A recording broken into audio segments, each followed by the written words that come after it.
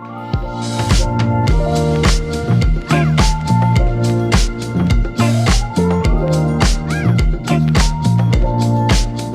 beloved, welcome to a new episode of Cooking with the Kellys. I know as a mom of 6 how hard it can be sometimes coming up with brand new recipes. So today we're going to make something that's easy, something that you can do on the fly, something you can do on the weekend, and something your family will love. It's brisket chili, and it's going to be what? Yum, y'all. You'll need about 2 pounds of chopped brisket, red and orange peppers, a whole chopped onion, some tomatoes, barbecue sauce, tomato paste, and 2 bay leaves.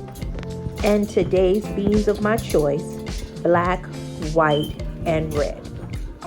We're also going to add in red wine vinegar, Sazon, some beef paste, cumin, beef broth, and garlic paste.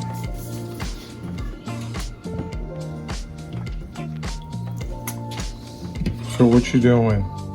I wasn't doing talking, but since you talking, then let's talk.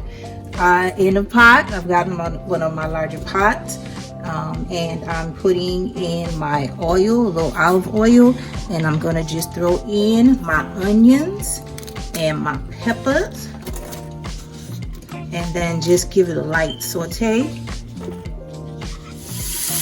Now that that's started to give me a little sizzle, I'm just gonna go in and add a little salt, just a little dash of salt and a little dash of pepper.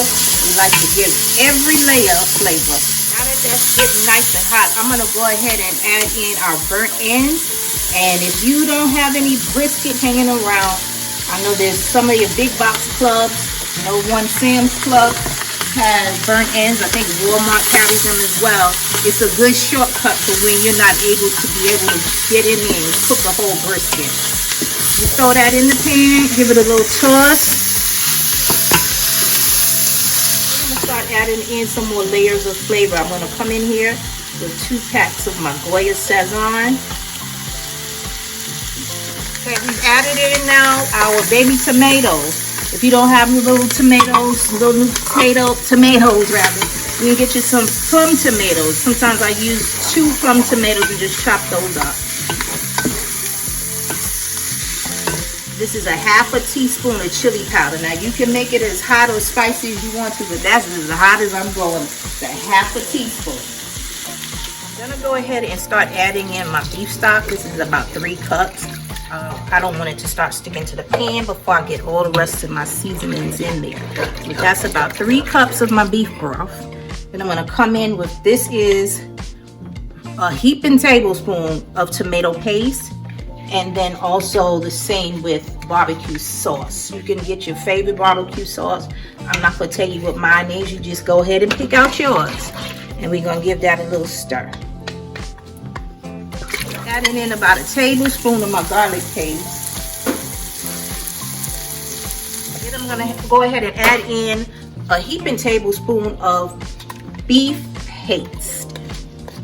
That's gonna give it a nice rich flavor. Then 1 teaspoon of cumin. I know some people don't like cumin, but it's a necessary when it comes to chili. It just gives it that good back note. And then I'm also going to add in 2 of my bay leaves. Ooh, that cumin makes it yummy.